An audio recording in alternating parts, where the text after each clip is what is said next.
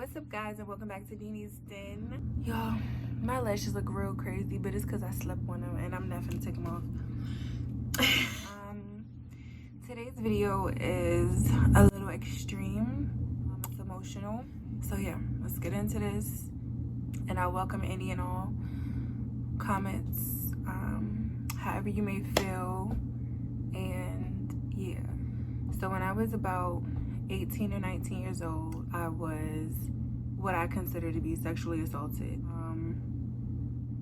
by someone I knew, but we weren't very, very close. He held me down against my will, and I'm sorry.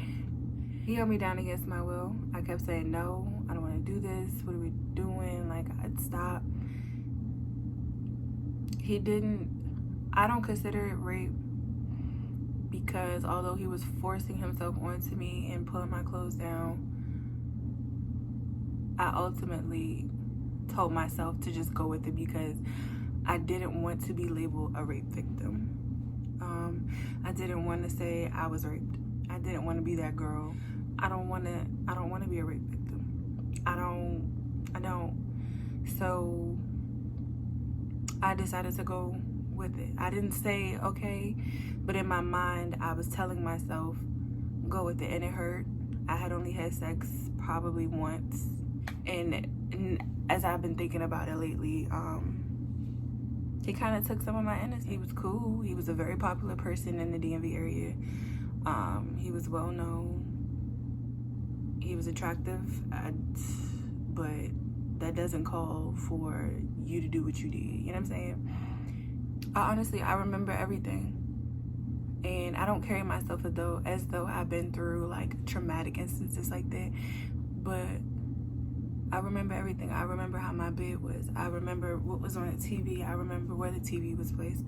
I remember looking out the window to see if he had left once he gone because I didn't want him coming back. Like, I remember everything. I remember feeling the weight of his body on my body. I remember him pulling my clothes. I remember like saying no. I remember saying stop. I don't want to do this. This isn't why you were supposed to come over here. We were just supposed to say hey, hi.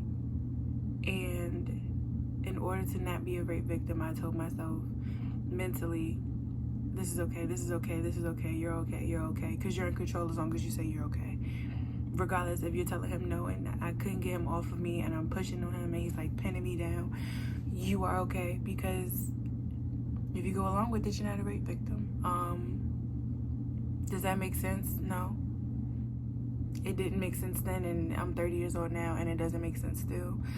I never told anyone that happened, like, until I was probably 27 maybe. For the first time, I had told my mother recently, like a few days ago actually, and my mother is a rape victim, and I never told her, not because I was ashamed, not because I was afraid, but because I didn't want her to feel like she failed me. I didn't want her to feel like she couldn't protect me. I didn't want her to feel like, you know, I just didn't want her to feel like anything like that. And I only came to terms with this because a few days ago, yes, we were under quarantine, but a few days ago, a friend of mine, I've hung out with him several times, and so he came over my house and we were laying in the bed and we was watching a movie on Netflix, and I was on my stomach and he was on his back, and like, and he went to like move the hair out of my face, and I was like, not that dramatic facially, I don't think, but physically I was like, and he was like, yeah, I was just trying to move the hair out your face, that's all. And I was like, no, I'm sorry. I was like, oh, I don't even know why I did that. I don't know why I jumped. And he was like, no, I mean, this is your personal space, it's cool. I mean, I ain't trying nothing. And I was like, no, I do it a lot. I jump a lot, I flinch a lot, I look away, I try not to be seen. And I just chucked it up to me being like a nurtured child. Here I am, 30 years old, and I'm just like, I still flinch when people go in to touch me. It doesn't matter if you wanted to reach for my hand, move my hair out of my face, to like rub my arm. Like, I just jump and I flinch. And it's not okay. It's not normal. It is not a natural reaction. And for so long I told myself this is a natural reaction, and oh, I'm not nervous, although my body is saying you're nervous.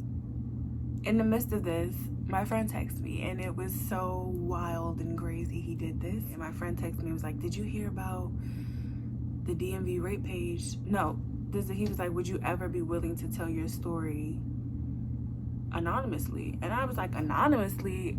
I'll tell my story in front of everybody. Like, I'm not worried. And I've shared a lot of the things I've gone through with him. So that's why he brought it to my attention. I was like, I never even heard of it. And he was like, man, I woke my mother up at 2 o'clock in the morning just off of reading the comments and the things that were posted, just to talk to my sister and see if my little sister's being touched or, you know what I'm saying, pressured, or has she been through something, or is she thinking about something, and I can, you know what I'm saying? And I was like, oh, wow. I'll go follow the page and see what's going on. I followed the page and I saw what was going on, and I was like, it's sad. And from the conversation he and I had through text, and I'm telling him what happened, and I was like, man, I was flinching and I didn't understand why, but now, and he was telling me how he goes to therapy and stuff, and I was like, well, now that we're getting further into this conversation, maybe I'm not as healed as I think I am. Maybe I'm not as over it as I thought I was, you know what I'm saying? I felt like I don't remember a lot of things from my childhood. Some people are like, oh, that's normal, but a lot of people are like, what do you mean? You don't remember birthdays? You don't remember sleepovers? You don't remember like going here and there? And I'm like, nah. I remember one instance. I remember my house burning up. I don't necessarily remember the house itself burning up, but I remember it was a lot of smoke, and we were running down the steps to get out. I remember that. I remember one time I was playing house with my cousin, and this is a cousin who is very distant to the family for tons and tons of reasons, and I've actually never shared this with anyone, so if my family sees this is a first. I don't know if I was touched inappropriately. It's like the memory just stops there. We were playing house, and I vividly remember being under the covers, and I remember him saying, you know, mommies and daddies don't sleep with their bottoms on, or something to that effect. And I can see him reaching towards my lower region, and then it just stops. I've never shared that with anyone because I don't want to accuse anyone for doing something that didn't happen. I don't fully remember what happened. And those are like the only two memories I have as a child, literally. And that's kind of sad because I possibly was, I guess, molested by a family member, but you can't say that because you don't remember. It wasn't one of them, so I never said anything because it was just like, I don't know if that's what happened. You're a child. And I said all of this, it's kind of out of order, but I said all of this to say, after flinching in front of my friend, who I have been around time and time again, who I've given hugs to, and even then I probably flinched, you know, quivered to some extent, but last night it was just like a trickling effect. Well, not last night, but the other night it was like a trickling effect that happened, and out of the blue my friend texted me and was asking me if I would ever tell my story, and he didn't even know I had been sexually assaulted, and that what I considered my sexual assault. I've had a lot of things happen to me, and it kind of sucks, but there's nothing I can do to change what happened and how it happened. But like, I've really been through some things, and I've never fully shared everything with anyone. Like, he sent that text, I went to the page, I've seen the stories, and I got to thinking, and then I was like, I need to tell my mom what happened to me when I was like 18. I need to tell her because that's something she should know. You know, of course she cried, and my father's deceased, but she was like, if your father was alive, me and him be gonna kick that nigga.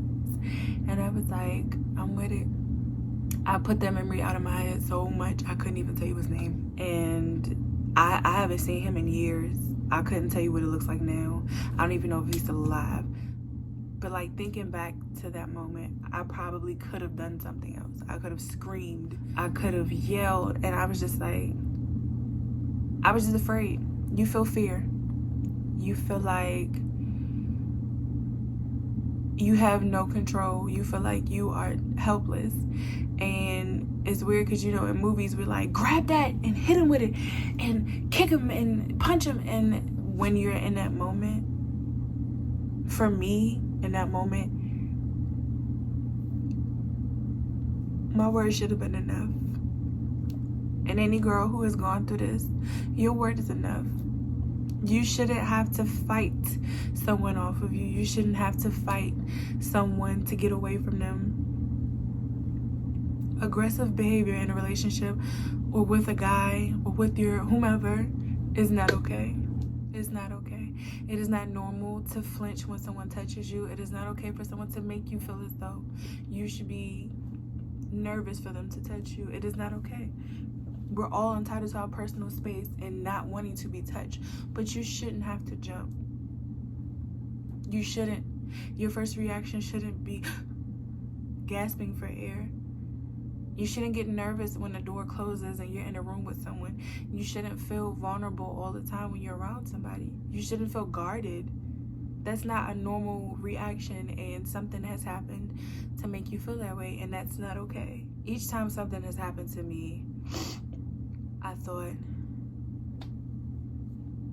what if I die? I've been held down and forced into having sex. I've been held down while someone has masturbated over top of me and I kept trying to get them off of me and push them away. I have been kicked out of someone's house because I would not kiss them. I have been sitting on someone's couch and they came and sat beside me. Mind you, we were in opposite sides of the room the whole time. They went to grab my hand and I'm thinking they want to hold my hand. Instead, they're putting my hand on their penis. I have been laying across a bed and I feel him up against me and I'm thinking, okay, you're just like getting closer, to realize that he pulled his penis out and put it on me. I have been in so many situations that is not okay. It's not normal and it's not acceptable and it's not okay. And it gets you to a point where it's just like, it's my fault because it keeps happening. It's my fault. It's me. No. Someone somewhere down the line has failed these young men, and I don't know. I don't know. It's a, oh, my bad. Oh, I thought you, or oh, it, you know what I'm saying, we cool. You know what I'm saying, we cool. Or what do you expect to happen? What do you mean, what do I expect to happen? I expect to not be treated like a piece of flesh. I expect to be treated like a human being. I expect to have space. I expect to be treated like, what if I was your daughter? Treat me like I'm your sister. Treat me like I'm your mother. Is it that hard? You go through a ton of emotions. I went through a ton of emotions. I went through self-isolation. I went through eating. I went through just like a zombie stage. I was thinking certain things were acceptable. Like, some guys don't even realize how uncomfortable they make females feel. A lot of people like aggressiveness, and don't get me wrong, I like hands-on. I like people who are hands-on. I like people who, you know, grab you and hug you. But it is a difference in grabbing you and hugging you and embracing you versus grabbing you and gripping you and holding on to you. It's different. I don't know. I never felt like I was suffocating. I never thought that what I went through was okay, but at some point I was like, it keeps happening. Is this what happens to other girls? Is this normal? Is this is what's out here? I feel like I need therapy. I know I need therapy. I want to go to therapy badly. I just didn't know. I go on about my day as if I'm okay, and I think I'm okay because I have learned to deal You learn to be okay with things. You learn that if it didn't kill you, you could just keep moving. Like, just keep moving. And you start to put things in the back of your mind until it's not even there. I read somewhere that memory loss is a sign of trauma, like depression, trauma. And I was like, oh my God, that's what's wrong with me. Bingo. That's what's wrong with me. To any girl that has gone through this, I want you to know that you are not alone. You have a voice. Fight to be happy. Fight to find your peace. Fight to feel respected. Don't put yourself in situations that don't serve you any good. Know that you are not damaged goods. Know that you are worth it. And know that the past does not dictate who you are. If you feel like that is a lot of weight on you, let it go. By telling someone, a stranger, screaming it out, like, don't pick up any drinking habits or cutting yourself or isolating yourself. It took me a very long time to find peace, and it took me a very long time to find the beauty in myself, because I didn't know what it was. I didn't know what beautiful was for me. I didn't know what peace was. I didn't understand it. I just didn't want to be a victim. I didn't want to be a victim. I didn't want people to look at me and think damaged goods. I didn't want people to look at me and feel sympathy. I just wanted to be like a normal girl. Whatever a normal girl was, that's what I wanted to be.